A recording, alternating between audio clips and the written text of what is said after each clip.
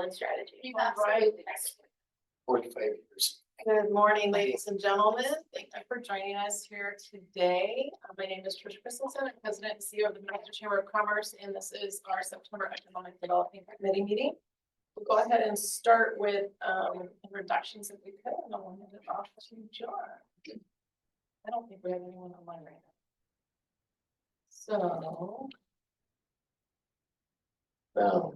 Pardon me? Yep. My name is Patrick Shields. I'm the field representative and assistant to Chairman Manny Graywall. Please. Megan Miller. Eric Foder, business analyst with economic development, city of Minnesota. Trevin Barber, economic development manager. Yes, sir. Alan Morrison, manager for Bank Stockton, board member for Chamber as well. Vivian Donald, the Valley Commission's Chamber Board member.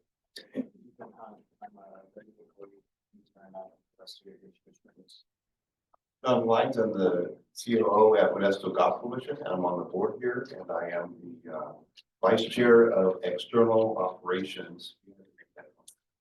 And so which means I chair the EDC. Bill Lyons, I'm representing the ownership on Citygate Shopping Center in Minnesota. Mark Domain Property Management. I manage the City Shopping. Brian Sanders with Sanders Construction. We have the shopping center with the Trader Joe's and the one with Texas Roadhouse. Drew Sanders, Sanders Construction. Amy McPhail, marketing manager at Vintage Fair. Kelly Martin, general and property manager for Vintage Fair Mall and speaker today, and also on the board and chamber board. Cecil Russell, I'm on the planning commission for the city of Modesto and it concerns it. All right, thank you all for being here. I want to first thank Vintage Fair Mall for providing lunch, and it's always great to have lunch here. And then I'll make a motion to approve August minutes. When Cecil will make a motion, we have a second. I second. All right, Peggy, all in favor, say aye. Aye. Someone say aye. All right, any opposed or any conflicts? All right, so we will kick off to you. Oh, that's it? You That's don't have it. any other business? No, Okay. Are you going to stay seated? I would plan to. we know that Cecil asked a lot of questions, and I'll feel like we can let that out. Yeah, We've already met. I won't be worried about questions then. Well, I will launch right in.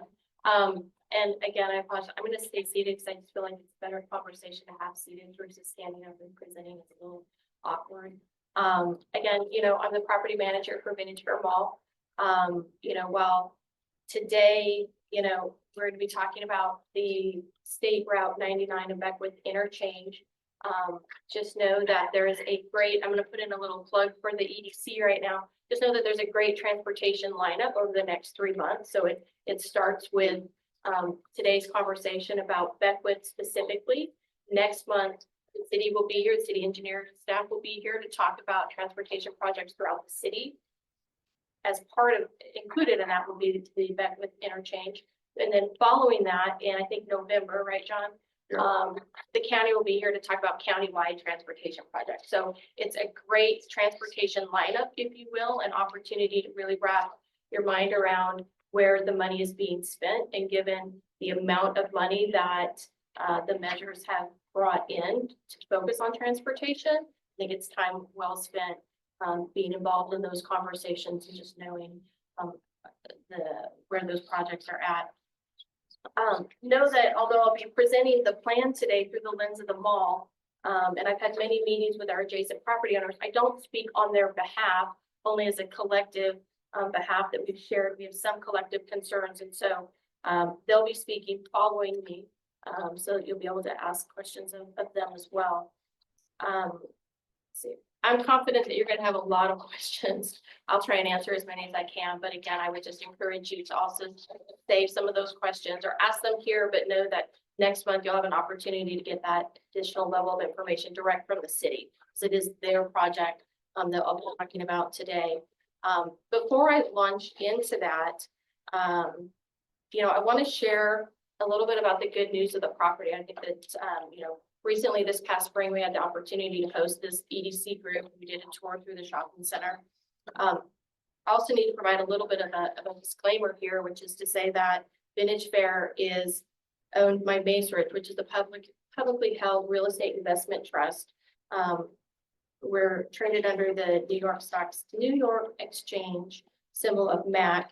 And as such, all information I'm going to share with you is public information. Good afternoon.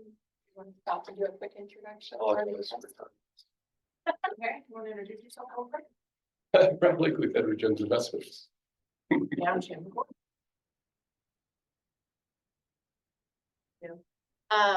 And although we are a REIT, which is a real estate investment trust, we were founded by two gentlemen, Mace Siegel and Richard Cohen, who thought to put their names together to create Mace Rich. And so we were privately held for many years, went public, but I share all that because we're still ran like a small private company, which is to say that, there's attention to detail. We care for the customer experience. We're mindful of how we manage and run the asset within the community, and that it's reflective of the community's needs as well. And so we take great care and concern that we're a partner in how we handle the asset and manage the asset. We are considered a super regional mall at 1.1 million square feet, which is a destination in and of itself, as you guys are, I'm sure, aware. The property is among the top 10 operating assets for Macerich. And generally, the question is always, well, how is the mall doing? That's all good and fine. Thank you, Kelly. But how's the mall really doing? And what I would say to that is that an asset of our class and size generally will return 3 to 4% on the investment, and we are in line with that. And one of the gauges that we use to talk about the health of a property is occupancy.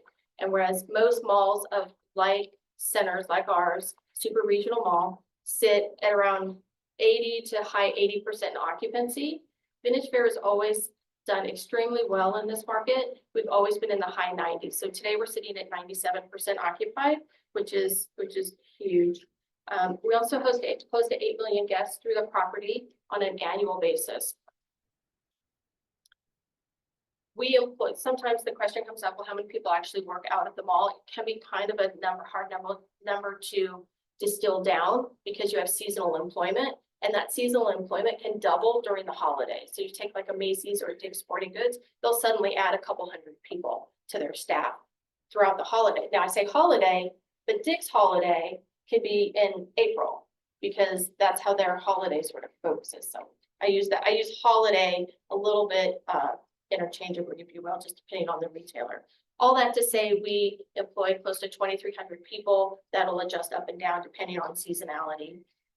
We contribute roughly 30 million in sales tax revenue and over 1.5 million in property tax to the economy. With the good news of the property and the good news of the asset, 30 million in sales tax revenue and over 1.5 million in property taxes paid. And so, I share that because I think people tend to look through the national lens, not the local lens. So we have a very strong story locally. And you'll see why we're so concerned about this project, because this project will have, as it sits today, will have significant negative impacts to the mall. So with that, I'll just take a few minutes to walk you through what the project is. In front of you, let me just step back for a second. So this is the State Route 99 Beckwith Stanford multimodal safety and complete streets improvement project, just to give the official title. The funding for this comes from Streets Capital Facilities Fee and also Regional Measure L funds. They will share with you that this project's consistent with the council's 2020-2025 strategic plan goal D, which is to ensure safe and efficient, reliable infrastructure. Specifically, it supports the city's goal to expand alternative modes of travel, which is important, and we'll talk a little bit more about that in a second. But it also will drive economic vitality for the region. That is not a sentiment that we share with the city at all. There's roughly 7 million in design fees that have been earmarked for this project, and it's in the process of being spent right now. So we're 4.5 years into a 10-year project, and just to give you a little bit of background on that piece alone, I've been meeting with the city engineers and the staff since 2017 when I arrived on the property. So I've been with this property since roughly the same time. Sharing the concerns that we have as a property and also for the layout and all of that. And unfortunately, those concerns remain to this day. So we are in what is the environmental phase of the project, which will take 2 years, with construction planned for the summer of 2026 if we march forward on the path that we're on now. So construction starting in 26. What this project seeks to solve for is the backing up of queuing on 99, the closely spaced intersection at Dale and Standiford, and then multimodal network. They need to fix the multimodal network that's out there today because it's incomplete. There's large gaps in it. There's also similar issues at just south of us on Briggsmore. So very similar situation, with the exception of the property owners that are involved in this project versus the Briggsmore project. They are attempting to solve, not only are we trying to resolve the backing up, the multimodal, that freeway issue, right? But we're also, and the city has shared that they're solving for traffic over the next 50 years as it accesses properties on the north of us. And the properties to our direct north, which is along Dale, so we have Gago's property that's just on our north side that has 300 new homes that you might be aware of. You have the Kiernan Business Park, which is currently 20 acres developed today, but the project's a total of 67 acres to our north. You have the Kaiser Medical Campus, and then you also have the new church temple on Dale Road as well. And so again, we're trying to solve for that exit plus the short span between Dale and Standiford. Yeah. And then the projects to our north. And so one of the things that you need to just be mindful about now is that we can no longer expand the freeway, and the city can talk way more about this than I can next month. But we can't just expand the freeway for sake of adding width to it, adding lanes. You have to solve for multimodal transportation. You need to reduce vehicle miles driven. And there's also a flow ratio that they're trying they're seeking a flow ratio again, and this way beyond my skill set, but that they're trying to achieve for the amount of traffic flowing through that. They'll say that 40% of the traffic that exits off of that exit is coming to the mall and north on Dale. Well, as soon as people hear that, they go, oh, 40% is going to the mall. That's not what those said. It's to the mall and north on Dale. And when you look at the projects that are north on Dale, that all makes much more sense because there's medical campus out there. There's additional industrial development that's out there. There's much more activity north of us than there ever has been in the past. There are 4 interchange options, and there's 2 city streets, and which makes for a possible combination. If you take that 4, you take the 4 interchange, which is just different configuration. There's some roundabouts on the interchange. There's some diverging diamonds. There's 4 different opportunities to that interchange, and there's 2 city streets. You put those together, it's a combination of 8 alternatives. I didn't bring you 8 alternatives today. There's not a point to that, I don't think. The city streets is what we're focused on today because there's the most impactful to the business, to our business, and the adjacent landowners' business. What they all have in common is what you see in front of you, which is, and I'm going to walk through that here in a second, which is why I'm just showing you the one rendering. All of this information, though, is available on the city's website. So if you want to go out and look at all 6 of those plans, you can look at them. I will tell you they all look incredibly similar. I'll point out the difference to you on the city side of it. It's minuscule. So we're going to go left to right.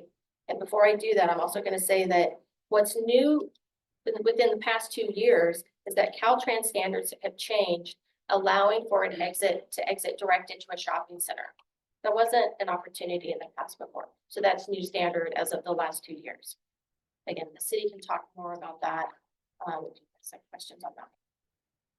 So going from left to right, what is common to all of this is that you have. I am gonna try to stand up a second.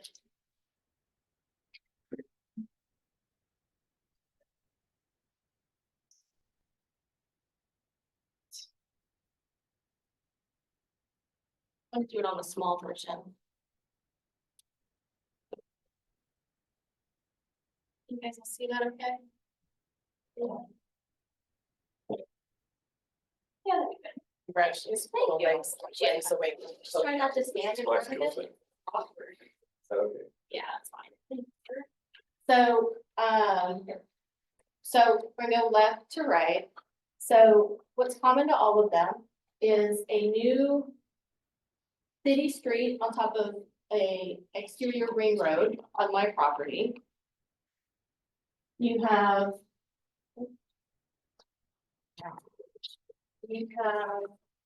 the demise of the Chase Bank.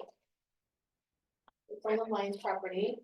You have the demise of Meter Schnitzel, and then you have the demise of Oil Changers. Plus, you have a new exit directly into the shopping center. Let me just back up a second, because what I should have shared earlier and I didn't, was that my shopping center sits on, my campus sits on 89 acres. That 89 acres goes all the way out to Bob's Discount Furniture and includes Chili's. So the only piece it doesn't include is right here. This is a separate landowner that's not represented here today. They couldn't be here, but this is the only piece on this corner that is not part of my campus. And so for us, this new city street bisecting our property, and then you have the demise of the three businesses that they'll speak about shortly, and then the new exit. So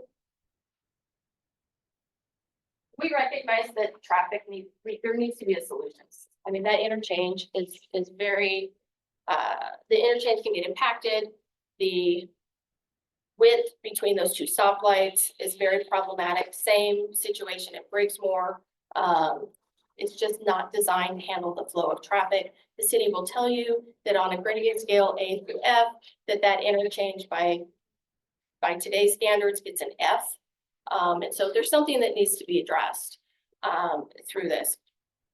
So for us, as we look at these plans today, the impact is significant. And there's a lot that we don't know to this plan.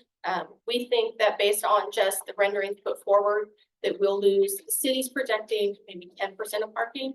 We think it's close to 30% of parking by the time once you put that city street, that Crescent City Street on our property, I now have to reconfigure the rest of that parking lot. That parking lot, I then now have to create an inner ring road to get traffic in throughout the rest of the property. So we'll have to readjust the flow on all of that. But it also maroons the Bob's Discount Furniture in the top portion of the slide. Or no, that's middle portion, my bad. And then Mimi's is actually in the top portion. So it basically islands off portions of our campus, making it inaccessible to the shopper. And one of the things, one of the benefits of the campus is that there's free flowing traffic throughout all of the buildings on our campus. And that drives their productivity, that drives their sales, is that free flow of traffic throughout the property.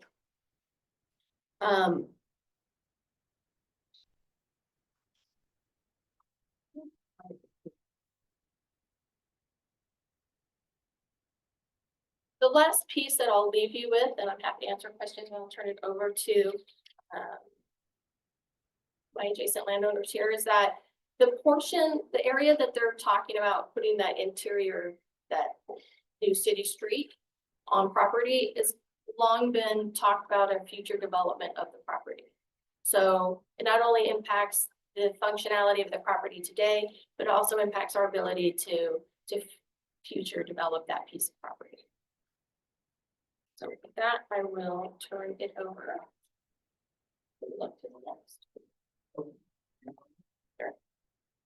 Go ahead. All right. All right. Hello, everybody. My name is Drew Sanders. I'm speaking on on behalf of Sanders Construction. We own and we manage shopping centers locally, specifically related to this project. We have the Trader Joe's Shopping Center along Vale Road, and then the shopping center on Sixth Road with Texas Roadhouse. But today I'd really like to focus just specifically on our Sisk Road property with Texas Roadhouse, because that kind of has the most impact on this project. Now, this property is really significant to this major retail area. Not only does that shopping center employ 300 people, but it also has Texas Roadhouse, which serves 400,000 guests annually. As you guys can tell, I'm sure, by seeing how full the parking lot is every night. We also have oil changers, which, even surprisingly to us, out of 170 locations nationally, this is their #1 location. They serve 2,000 cars a month. And then just at the other end of the property, we also have Chuck E. Cheese, who, despite bankruptcy, Chuck E. Cheese elected to keep this store operating. They even renegotiated a new lease and remodeled the building. So they have a heavy investment into that building. So that's kind of just an indication of the type of sales that these locations are doing. And not only that, but because our current tenants draw so many customers, we actually leave space vacant along the shop buildings in the back.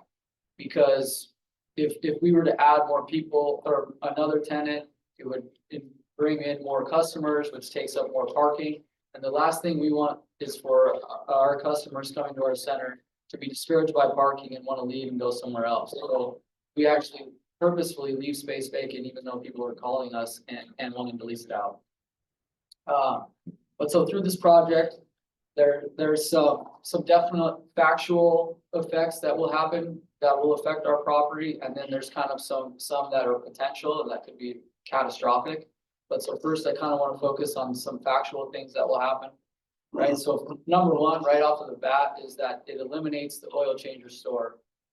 And so we will lose rental income, and not only that, but the tax revenue generated from all their sales and everything will be gone, permanently, not just for the duration of this project or Do anything like you that. know the value of that? Of their sales? Yes, Oh, no, I don't know their sales. that no. would be helpful. Well, I think that's kind of private to them. They don't want us to share their sales. Well, but the with sales tax fund Right. shouldn't be. them. Right.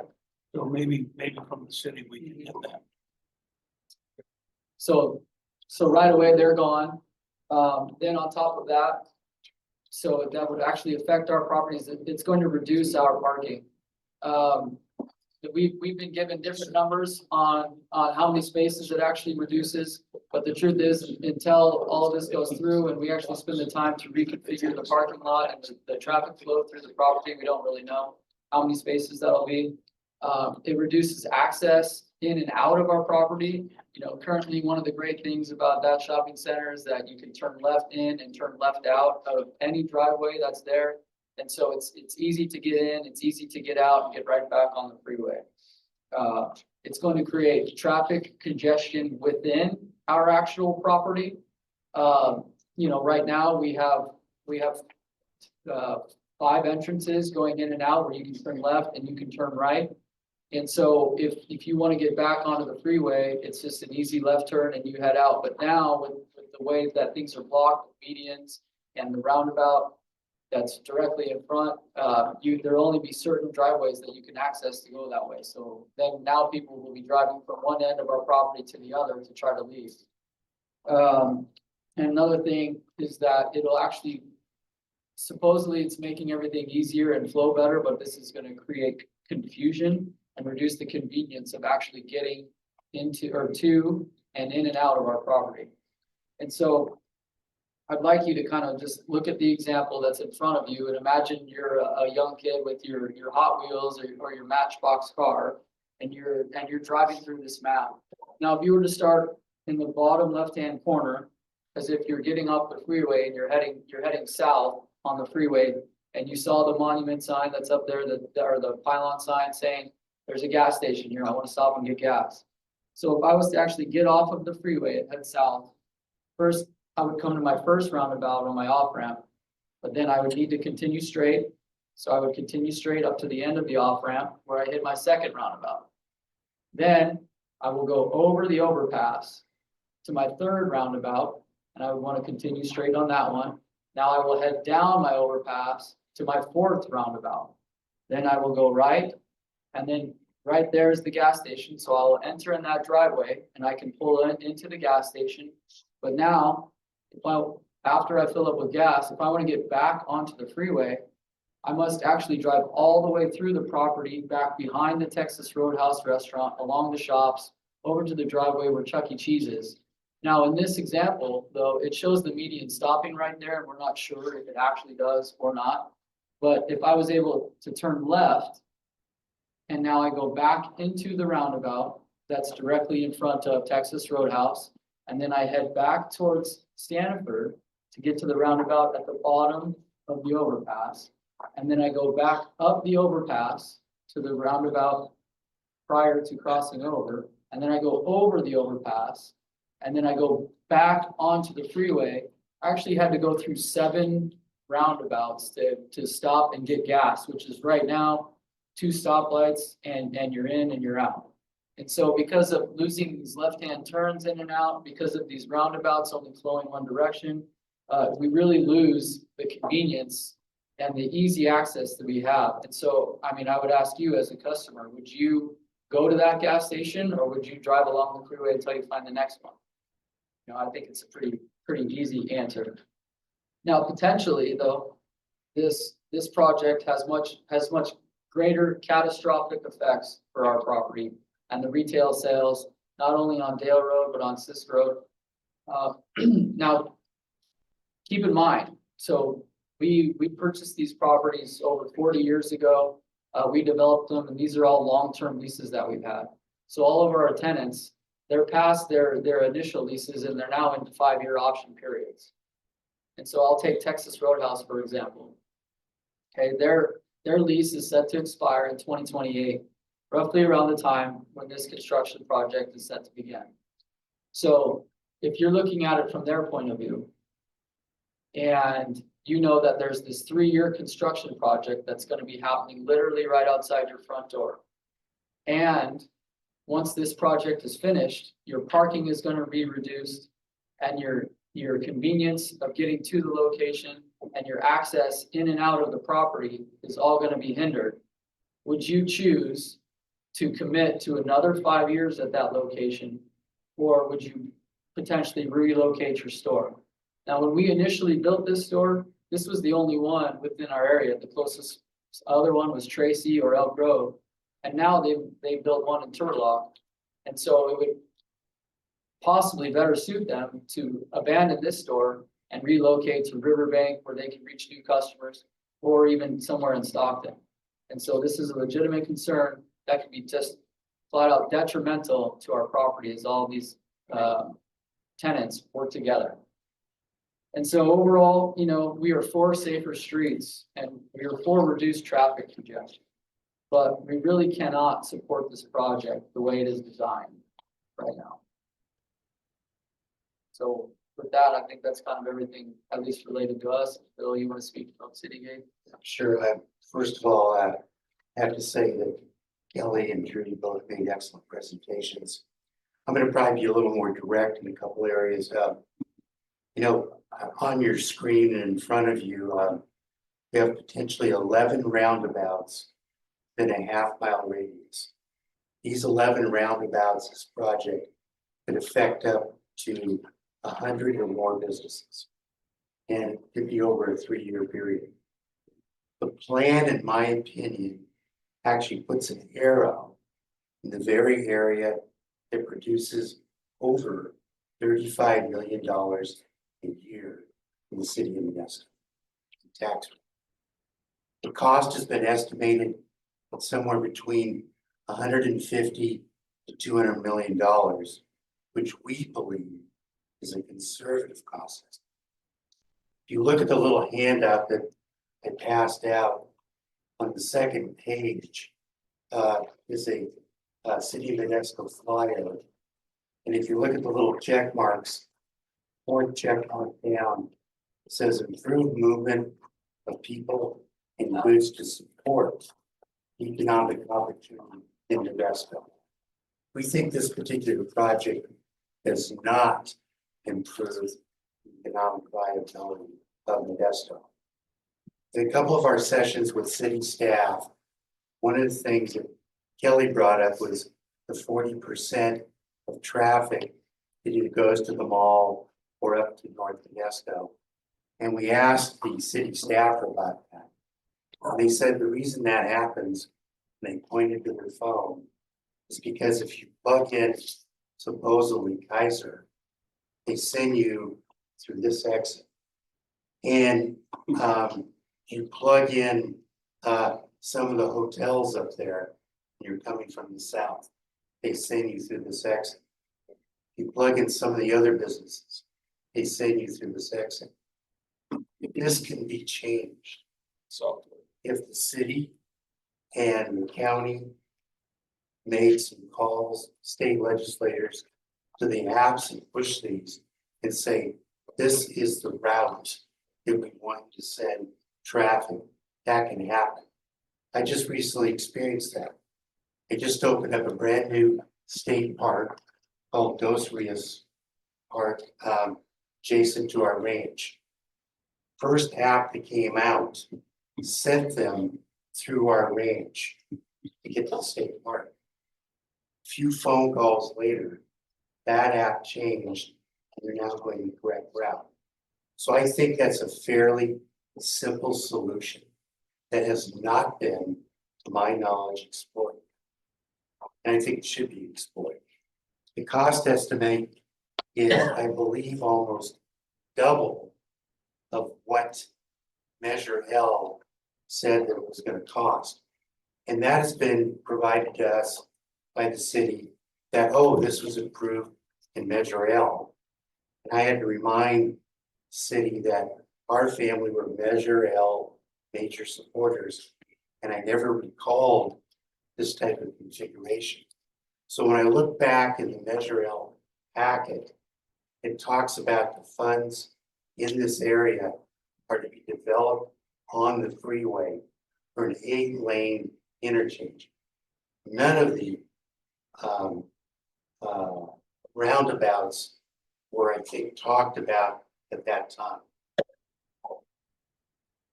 Project, in my opinion, should actually attract customers, not make them avoid it.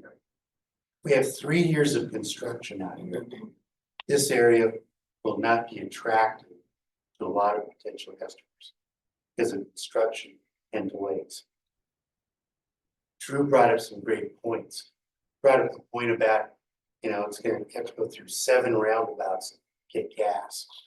You have to do basically the same thing if you're coming for Baskin Robbins, Chuck E. Cheese, any of these lower 2 shopping centers are going to have basically the same routes.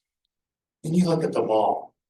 If you look at the mall, and Kelly, I'm not going to talk for you guys, but as someone who actually shops at the mall and eats at the restaurants, I can't imagine how someone could plan to put a 4-lane public highway with at least 2 to 3 roundabouts in the middle of their parking lot.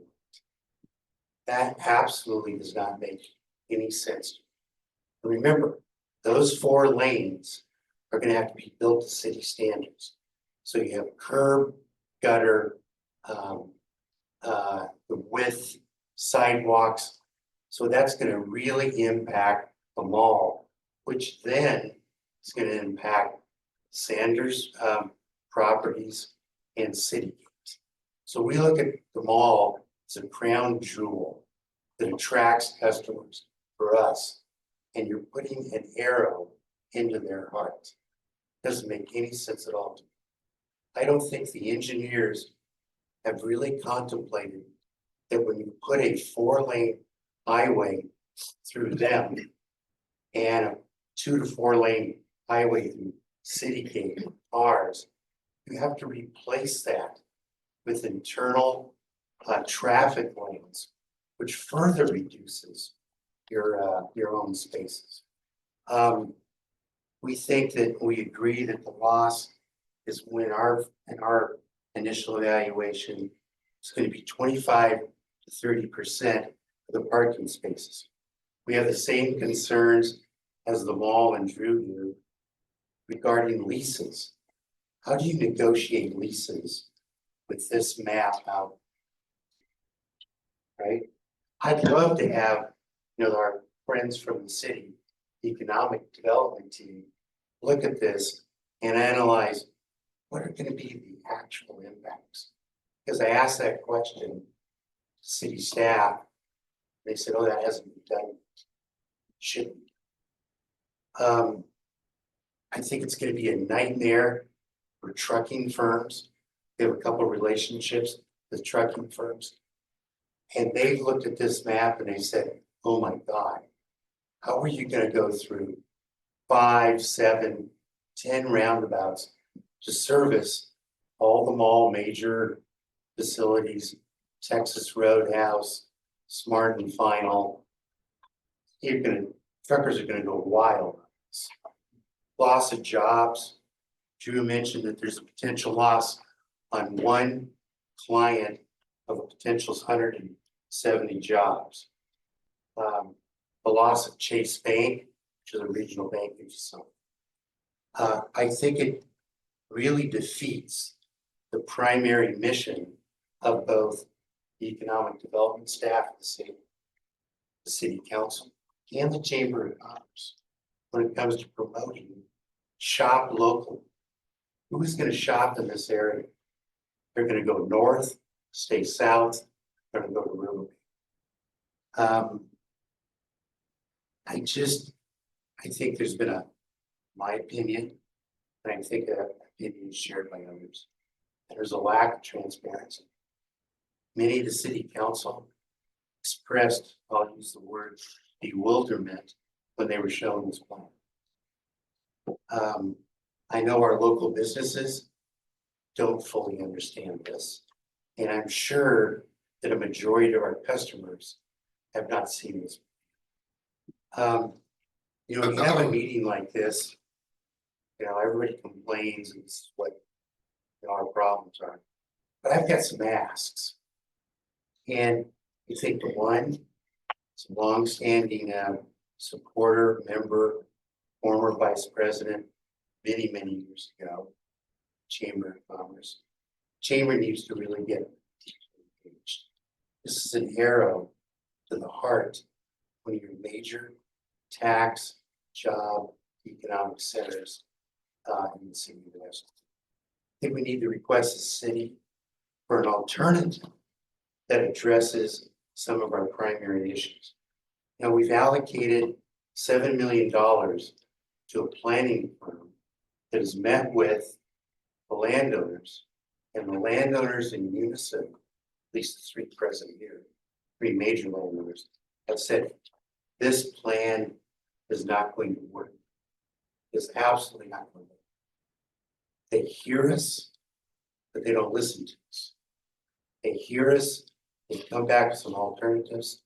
And it's like you say, I can't build the 4-story house. The architect says, okay, I'll go make changes to the plan. And they come back and they change the color of the door. I mean, that's what we see. We think they've been blind to the economic impact and job loss this is going to create in the city of Modesto. We would like to request the city do a full economic analysis, sales tax, job loss, potential impacts, and the secondary impact. In our center, if you take out the regional Chase shop banking, Wiener Schnitzel, the loss of parking, you're going to impact mom and pop shops. Because people come to our center for those major retailers. Then they shop in the mom and pops. And I don't know if there's been an analysis.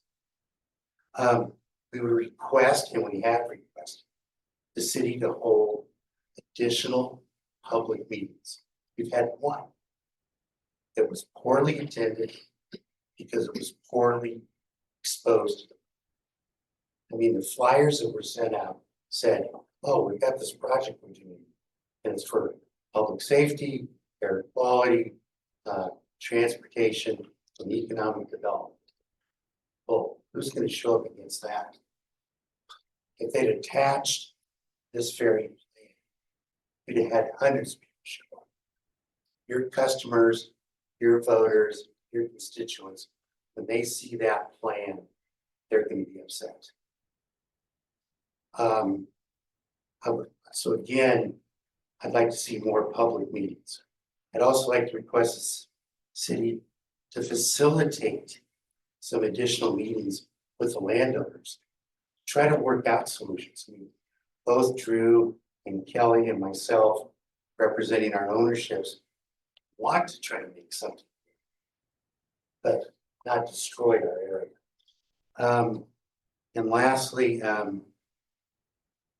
we'd like to really request the city to explore with the county and the state representatives about talking to the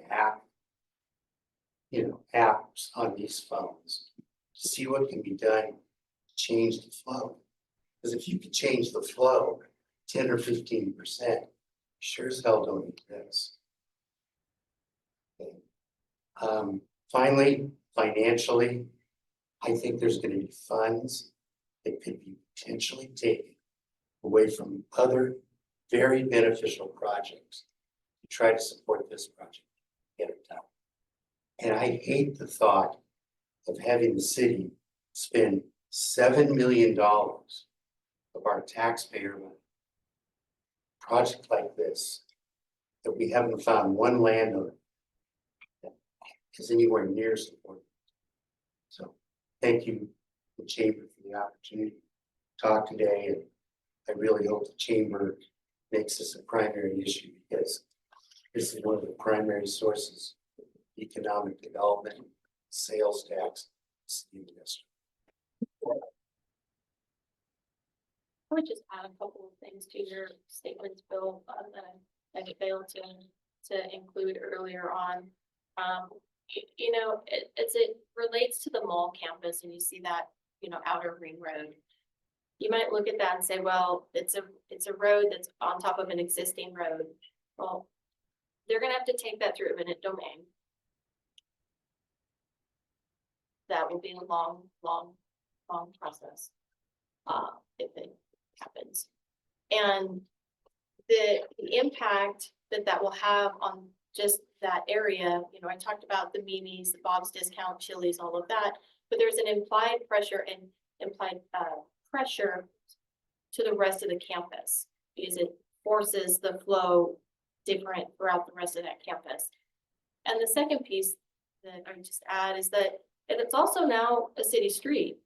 I don't own it, the city now owns it. So now part of the property, the mall property, becomes a burden to the city in terms of pavement, in terms of general upkeep. And I will tell you, I cannot go as long as the city goes to repair a pothole, to repair the trees, to prune the trees. And I've been in contact with Trevor, and Trevor, you've been a great advocate on our behalf, and I appreciate that, and helping me clean up the front, what I call front of house, which is Dale and Sisk, so that the tree line, the potholes on Dale and Sisk, like, I can't have potholes out there. I surely could not have potholes in the middle of my campus and have a productive campus, because again, for us, it's all about ease of convenience of how people move throughout that campus. The thing that we as property owners all have in common, two things, right? We're property owners, but we're all we're in one business, and that's the business of convenience. And if the convenience is affected, then everything beyond that's affected. So the traffic, the sales revenue, sales tax revenue, the leasing ability, all those things are affected down the line. And so I would just sort of add that to the comments. Can I jump into, one of the things that, and obviously I'm not a traffic engineer. So when I'm looking at this, what are these little boxes on the roadways? What are those? So then I looked at the key and it said, class 1 bike and pedestrian trails. They show them as boxes. on the road. Well, that means they have to be made handicap equipped. So it's not like you walk up to the box and climb up the box, go over, come down. You actually have to have an apron that goes out into the parking lots, which is another severe impact to all the parking lots. Also the cost. I mean, the cost of putting in, I believe, 6 to 8 pedestrian Trail 1 bike class bridges is unbelievably high. And it has to be made to handicap accessible. The other thing that's very difficult to see on a map this size is the bike lanes. Literally, they expect people to bike out to the mall and shop, and bike home. Now, that could happen once in a while, I guess, but I don't see that happen. But the bike lanes become a major impediment in all of the parking lots. So when you turn in to the mall or Sanders property or Lions property, there's a class 1 bike path in front of you. So you have to almost like, oh my God, is there somebody with a bike there? And it backs up traffic right back in the areas that you want to serve. So I would encourage the city to take another look at this plan. We've been told, all the property owners, that this plan can dramatically change. I disagree with that. It's going through the CEQA process right now. There's a combination of potential alternatives that are going to be proposed, all going to look similar to this. Yeah, is that That's absolutely fair. so? And I will point out the one, so there's two, right, there's two city street alternatives. And the one change, the nominal change that I promised to point out to you, it's whether you go over, let's see, it's right here. Keep me honest, Bill. This is the pathway, right? So, that, it's a difference whether that bridgeway exists or doesn't exist. No, it's the big roundabout right in the center, Yeah. rather than that being Oh, a roundabout. this one. No, up, further up, yep, right there.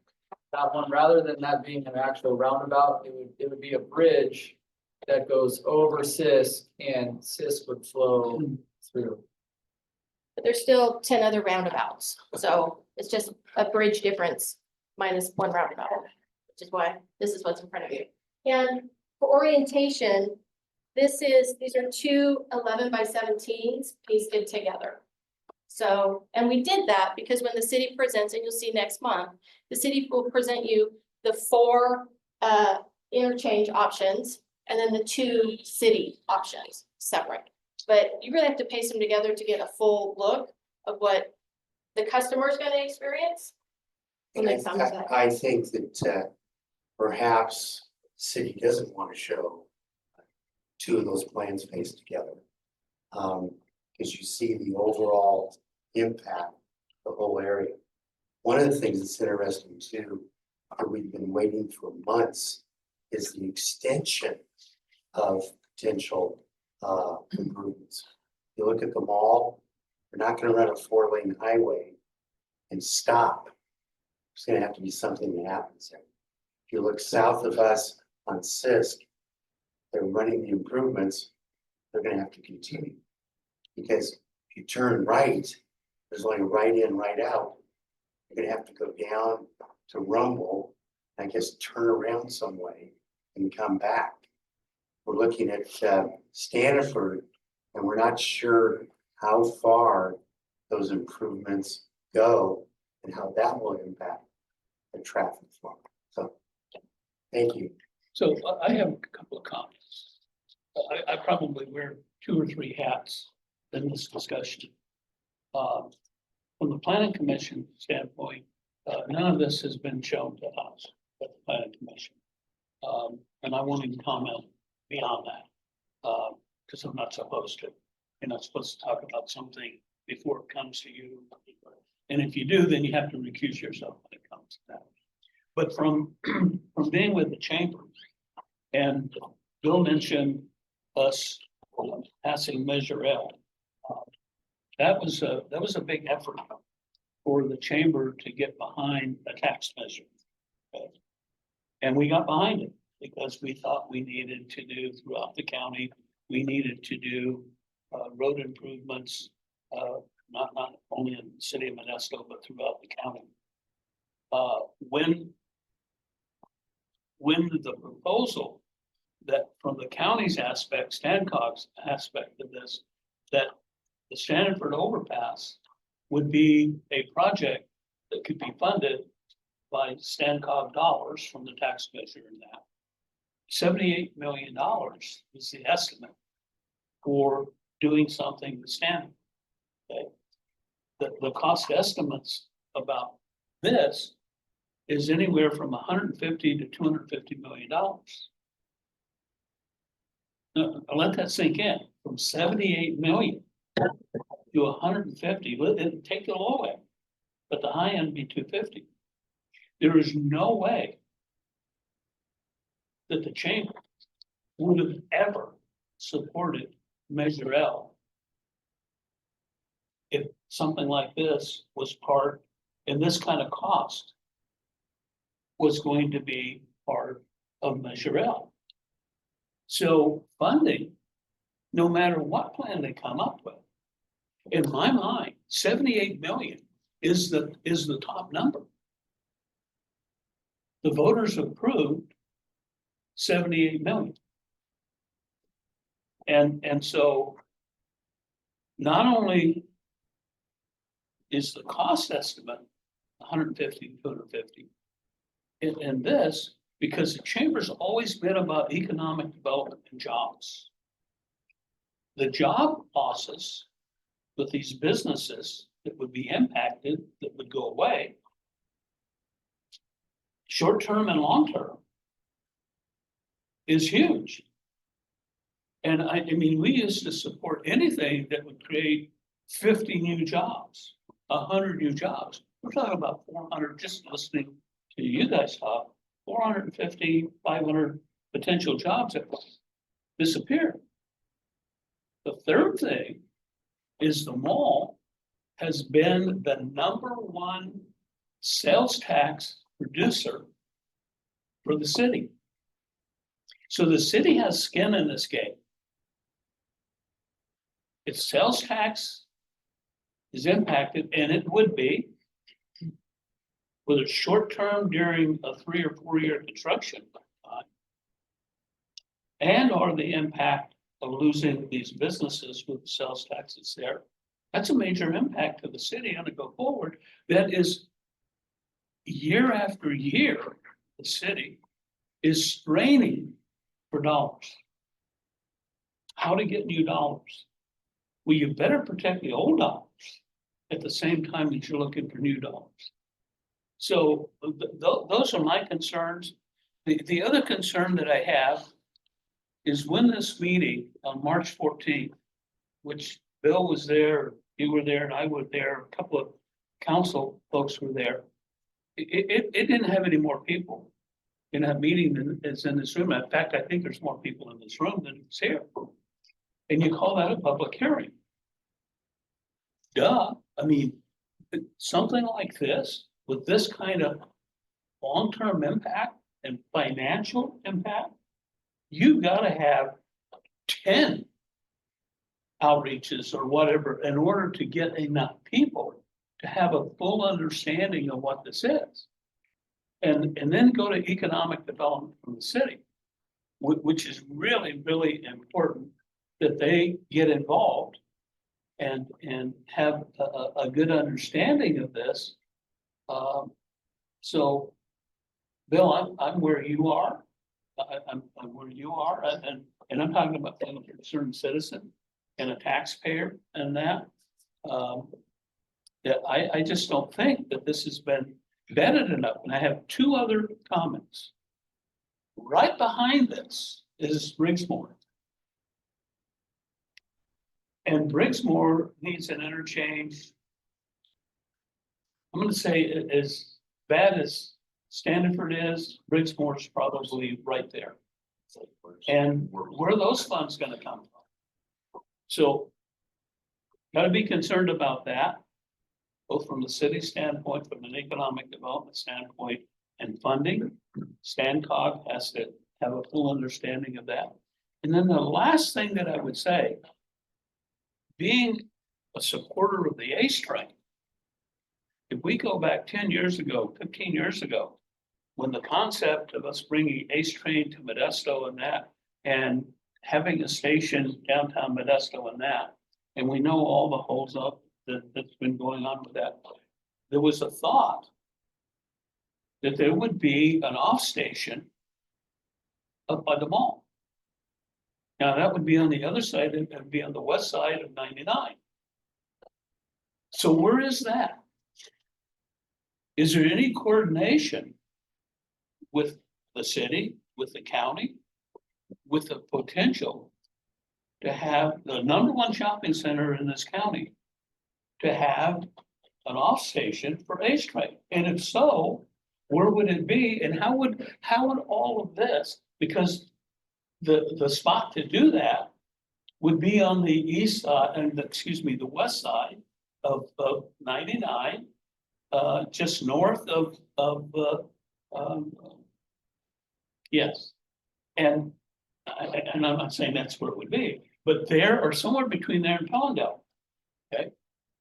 What does that do to traffic flows when you have, something like that offloads potential customers, for all of these areas in that?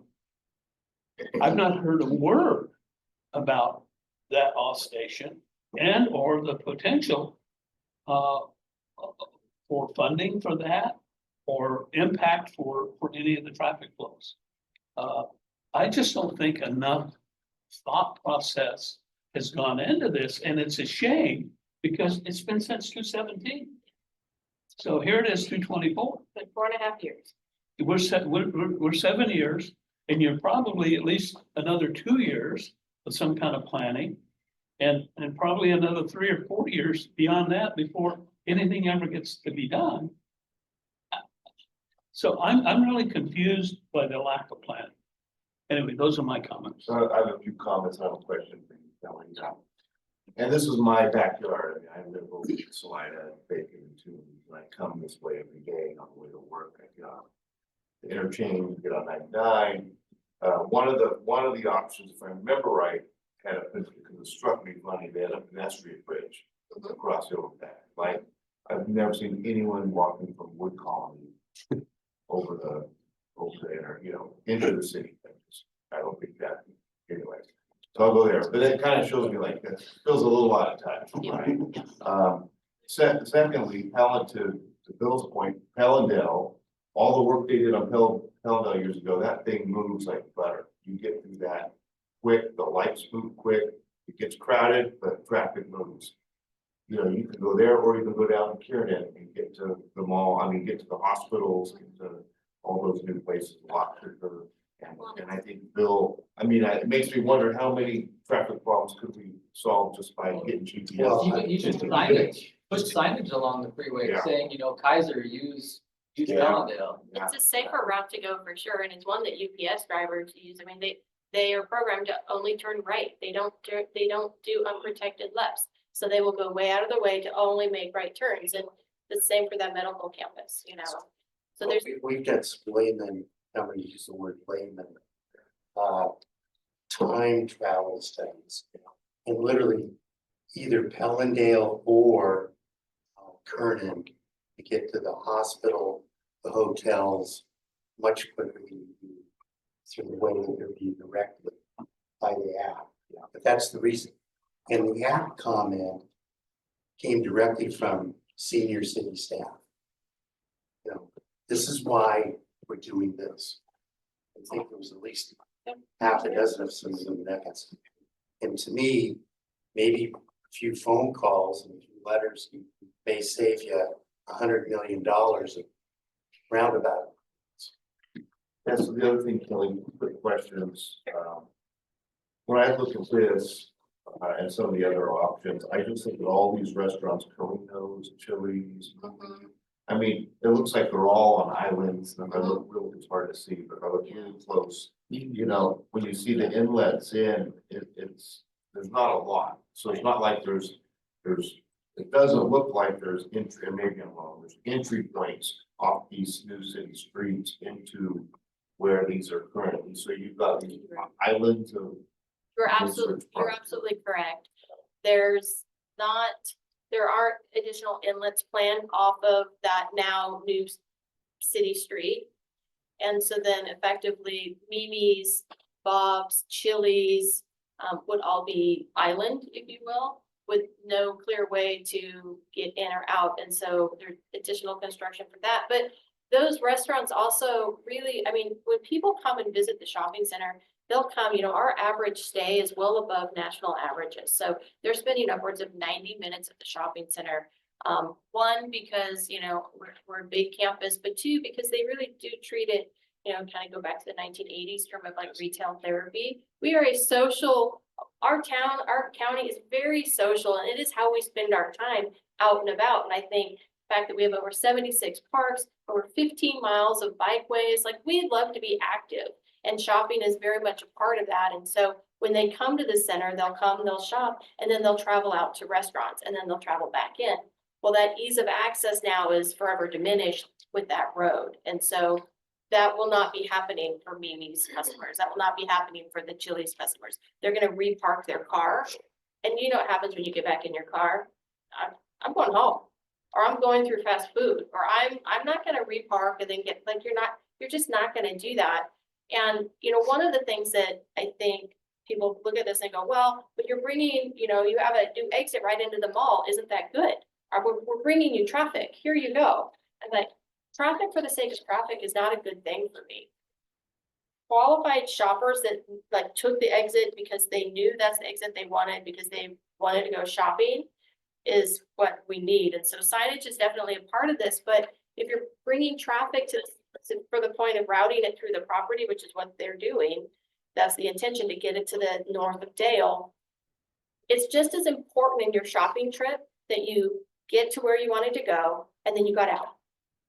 I don't want you to spend all day with me. I mean, if you want to, that's fine. Please, you know, we have restrooms and food, we can handle that. But generally speaking, you're 90 minutes and you went there for a specific reason, you did your shopping, and now you need to get to the rest of your life. I don't want to keep you there because of traffic, because you can't get out. And so it's really convenience. I go back to, we're all in the convenience business. It's very important that people can get on campus and get off campus in a similar way. Did I answer your question? You did, well, that wasn't my question. Oh, I'm sorry. I got another question. I went to a tangent. Well, we've talked about it before, and I think you said something previously that made a lot of sense to me, and that is two things. With diminished parking, every store that you have a lease with usually has a guaranteed number of parking spots, and so now that's at risk.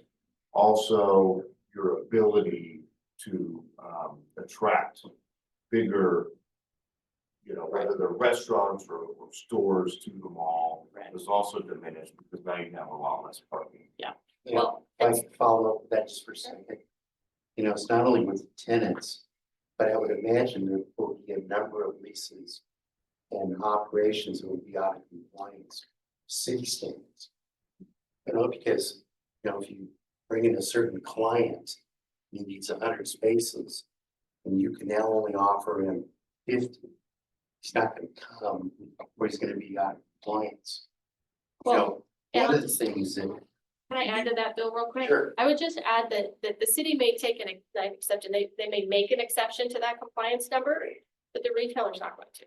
So on the city side, we can make that, you know, concession all day long if we want to, but the retailer still will say, no, thank you. If I can't give a certain amount of spots right in front or in the proximity, they're out. One of the things that we did as landowners, we asked the consultants, how did this even come about? Well, when you're you know, applying for both Caltrans and federal funds, you know, you're competing with other projects. So if all of a sudden you can say, I've got more roundabouts than anybody else on the West Coast, That's a check mark points. I've got more class 1 bike trails than anybody else in the mall. That's a check mark. So sometimes I think this design is made to try to get federal and state funding more than it was to protect the economy and the tax base of Modesto. I mean, you can just look at it. We asked the question, show us an example where there's 11 roundabouts within a half-mile radius. And we got the answer. Well, Mr. Lyons, there are a series of multiple roundabouts. How many? 2. You know, the lane. I mean, so I want someone to show me someplace that's got 11 roundabouts that works in a half-mile radius. And you notice my little hand up, put a couple of little cartoons, gotta have a little limit. So I'd make one other comment. Being an old retailer at Save Mart, we would often build a store, and I'll give you a really good example. The original Callendale store. Okay? And when we opened that store, you know, an average grocery store, they did really well, would do $250,000, $300,000 a week. Okay, we opened that store $450,000. Okay, nice big store and that. Well, lo and behold, the traffic changed around it, and then more of the parking lot got taken away and that. And so, as everyone knows, we ended up moving the store over, and I'm going to say, you know, south of Costco and that. Again, having a much bigger parking lot, unobstructed in that. And that's what you do. I mean, we continue to pay the friggin' lease at the old Callendale store. And we were doing $600,000 at the new store. So we did the same thing on Oakdale. The Oakdale store is one of the first stores that I helped design that, you know, when it came to the company. And it got tighter and tighter and tighter and the parking and that. And so we ended up building the new store. That's it. First of all, we built the one on Riverbank, and then we built the other one, you know, north of that spot. Again, because parking is so important to have, and the egress and that is so important for people to be able to get in and out. Somebody said earlier, when you go shopping, you go shopping, but as soon as you're done, you want to get the heck out of Dodge. Okay, and so anything that you do that you know weighs on that is going to cost you business. And business people consider all of these things. And we wouldn't do, I'll tell you, we wouldn't renew the lease of what you're talking about. In any of these, we'd go out the riverbank, or we would go, you know, anywhere else to where you had wide open spaces, easy in, easy out. And all you see, unfortunately, all you see is a lot of congestion here. And you know, those restaurants, I live out that way. So every one of the restaurants, Sean, that you mentioned, we're probably there once a week to one of them, okay? And every one of them is going to be impacted. Every one of them. The city, in my mind, has to get their head wrapped around the economic impact of this. And I don't have an alternative. I absolutely agree that Standiford needs work. But to me, this isn't it. And Bill, when we were there, they presented 8 or 9 different renditions and then settled on this. Well, they said that the other renditions, I think there was a lot more acceptability by landowners, didn't pass Caltrans or federal funding points. Absolutely. You want to get more points to get approved. And that's why I think we have 11 roundabouts, 6 pedestrian trail 1 bridges, and 100 miles of protected bike paths on our site. Is there any part of this plan that the landowners have seen that makes sense to you guys? I know the roundabouts are obviously 11 of them is a serious problem for you guys. It eliminates a lot of properties. Again, irrigation that would go into this. I mean, it's kind of, it's crazy to me, but, is there any part of, you know, are those 4 initial roundabouts off of the, coming off the freeway, is that something that would be acceptable to the landowners? Is that something that you guys could see as a potential, hey, like, we're okay with this, if we can simplify the rest of this process? Well, the Caltrans, there's two animals here. Caltrans, you know, that was one of the questions we asked, well, is Caltrans wiring the city to do all the stuff? And Caltrans, said no. I mean, you know, so you've got two different entities. Caltrans is worried about their stuff. Yeah. Not sure what the city's doing. But, you know, if it moves traffic on the Caltrans right of way and they're in charge of their right of way, I'm not sure how much impact we'll have on it, but So But just going back to, like, if you guys are more comfortable with that, going back to the consultants and saying like, that part of it, if that works for Caltrans and that works for you guys, makes it a little bit easier for them to hopefully bring back something that you guys would actually like to see, and it's kind of what I was. Caltrans actually told us they have a plan that they're going to implement to solve. And I'm looking at my other programs to make sure I'm not, that they have a plan to solve safety issues on highway. So let me ask the city a question. Toby is the engineer that presented all this and that we've talked to and that. How involved is Caltrans with the city in this project? Do you know? I don't know. I know that they're involved. I don't know to what extent. Well, So, the reason I asked that is when Hellendale was done, Sandu did most of the design work for Hellendale with Caltrans, and Caltrans worked really close with the city then and actually turned that project over to the Bill and his people, and then they brought that project, the city should be very proud because they bought that project in under time and under budget and that. So my question is, why would they not be involved in this project? And then the last question I have is maybe Bill to you or maybe back to you. Next month, we're going to have Toby is going to be here to present. Do we know, is he still, I don't want to use the word stuck on this, or he is? Yeah. So he will present that there aren't any, You won't see that exhibit.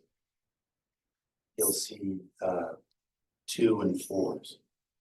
You know, and that's one of the reasons why we put them together, so you can see it, you know, as one project, an example. And I think even a better question, maybe not better, excuse me. I think the question is, I'm curious to know if the economic development side of the yeah, city of Bristow has been engaged with the traffic side, because I mean, you just heard from 3 major property owners about potential damages.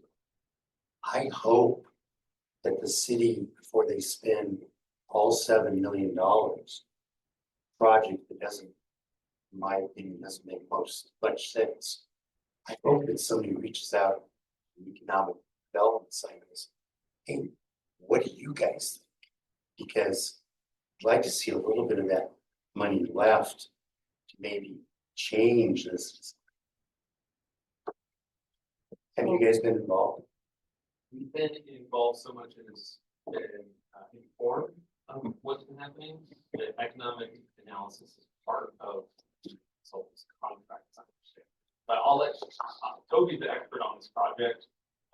We're not the figureheads or the speakers for this project, so Well, it would be best to have him come back and explain all the nuances. I would respectfully suggest to the city's economic development team that would be very beneficial for your team to meet with property owners and get their perspective one-on-one on what we see could be the financial impacts. And just hard-nosed, this is real life, this tenant's gonna leave.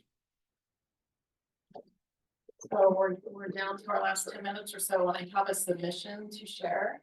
That I want to get in, because I was specifically requested. Council member Studio Brayton sent an email Monday evening to City Manager Joe Lopez. She CC'd our mayor and myself, and she went off to me after that and asked or shared with me that she is in DC this week. So could I please relay her message, because it's what she would have shared if she was able to be present with us today. Dear Joe, recently my position on the 99 Beckwith Stanford Interchange project has been called into question by members of our community. I write to you to clarify my position and clearly outline my aspirations for the project moving forward. Excuse me. As the city council member elected to represent District 1, where the project is located, I am well aware of the traffic challenges in the 99 Beckwith Stanford area. I have received numerous complaints related to queuing on 99 Beckwith Stanford interchange. I recognize the need to make improvements in the area to support more efficient traffic flow and safety. For those reasons, I voted in favor of entering into an agreement with WMH Group to commence the project initiation document, as well as the project approval and environment document for the 99 Beckwith Stanford interchange. As a member of the StanCog Policy Board, I'm also aware that the Beckwith Stanford interchange was identified in the Measure L expenditure plan that was approved by the voters of our county in 2016. For the SR 99 and Stanford interchange, the Measure L expenditure plan identified funding to reconstruct to 8-lane interchange. The voters of our county did not approve of what is currently being contemplated in the renderings that have been made available to our council and the public to date. As currently drafted, it appears that the M alternatives decimate one of the strongest economic areas in the city of Modesto, destroying numerous businesses and reducing parking availability in popular shopping centers, including our regional mall, Vintage Fair. I cannot lend my support to any of the M alternatives as currently drafted. My position on this matter should not be of surprise to you, as I have previously expressed to you what I felt were the adverse economic impacts of this project. Unfortunately, to date, I have not been presented with any alternative renderings that achieve the goal of improving traffic flow and safety in this area while preserving local businesses in this thriving economic center. While I recognize that we are still in the early phases of this project and the fact that data yet to be provided by the studies being conducted will further inform this project, I urge you, city staff, and our consultants to take into account the present and future adverse impacts that every rendering presents. Although a variety of rendering have been circulated among a variety of individuals, I do not believe any of them are an agreeable solution. Since March 14th, the city has made renderings available that show local businesses being entirely paved over by roundabouts as early as 2028. Furthermore, compounding today's adverse impact of this situation is the fact that commercial leases often operate in 5 to 10-year windows, meaning that some businesses are now actively considering whether to renew leases in light of these renderings. Not helping matters is the fact that the city has continued to push back the release date for the project initiation final report, which was initially contemplated for June, then August, and now we are in September and the report is still forthcoming. I remain committed to working with you, city staff, WMH groups, and our community to find alternative solutions that improve traffic flow and safety while maintaining the vibrancy of our local economy. I believe that you share these same goals, and I look forward to further collaborating with you in achieving a workable solution. Respectfully, President Escudia Brayton, Modesto City Council District 1, CC Susan Wallman, Mayor, and Trish Christensen, Modesto Chamber of Commerce. Submitted. Yes. You don't type that. John. If you did, that's superpowers. She did send me like a copy. I do have the print. I just had a couple of last comments if I could. Patrick, I wanted to circle back to the question that you asked in terms of, is there any portion of this plan that you see today that the mall supports? And the answer is no. Leading up to this in this 4.5 years, I've seen 17 different renderings. There are 5 different consultants and sharing all the same concerns that I'm sharing today about, ease of access, traffic flow, shopping patterns, all of that. And fast forward, WMH was contracted in about a year and a half ago, more or less. As late as July of last year, there were some renderings that didn't show the city side of this, that was just the interchange. And they were okay. I mean, they still caused a little bit of concern on our part because it's a new exit. It was one exit right into the mall. So we'll have to address that flow somehow. Signage is gonna be important. Again, bringing traffic for the sake of traffic is not good. There's gonna be confusion. They got off on the wrong route. I mean, how many times have you taken the wrong exit? And you're like, oh, I gotta go back. So there's still concern, but as it sits today, what they put forward, there's no part that the mall can support. Cecil, circling back to your question was, talking about Caltrans. You know, one of the things that happened during this process, it's like you have the Caltrans side, everyone agrees, yes, we need those improvements. And then you have the city side saying, hey, we need to address this stoplight. Okay, well, we agree with that, but who is driving the bus, so to speak? Who's driving the process? And so, Juan Elenise brought together, Caltrans, the city, all the property owners, to have that conversation to say, who's driving the bus here? Because we're getting conflicting information. At that meeting, about a month and a half ago, it was made known that the city's driving the project.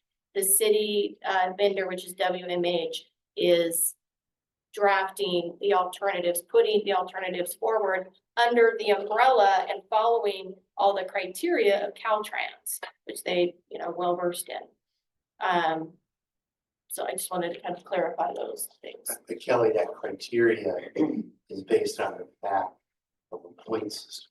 Yes, So has to earn the money. you go, oh, you get 5 extra points for every extra roundabout. Then you put more roundabouts in. Yeah, you get X amount of points for miles of class 1 bike trails. And you get so many points. So it looks like, again, to me that the consultants built this plan to be the highest point getter you can versus what's it gonna do to the local. And it puts us in an awkward position, having gone 4.5 years through this conversation. You land on, you look at all these alternatives, which is fine. And then you land here and you're like, that didn't include anything of what we shared with you. I value my time. I don't know how much, it's just been frustrating. So as it sits today, no, there were previous ones that looked less impactful, that we could work with, but nothing as it sits forward today. And the only thing, and let's be clear, the only thing that is going through the environmental phase of this evaluation period right now are these. There's nothing better that's going to come out of that process. Caltrans will tell you that there might be something that comes out better, but that'll put us right back where we're at, right? And then have to study it another 2 years. I mean, I'm not a traffic engineer, and I'm not well above outside of my wheelhouse, but, Well, I think Kelly's right on. I mean, it's now in a CEQA type of a situation. And they're evaluating it in the CEQA process. So at the end of the process, they're gonna go, here's alternative 1, 2, and 3, and no project. Well, the problem is everything that we've seen, that they fed in the alternatives, whatever final design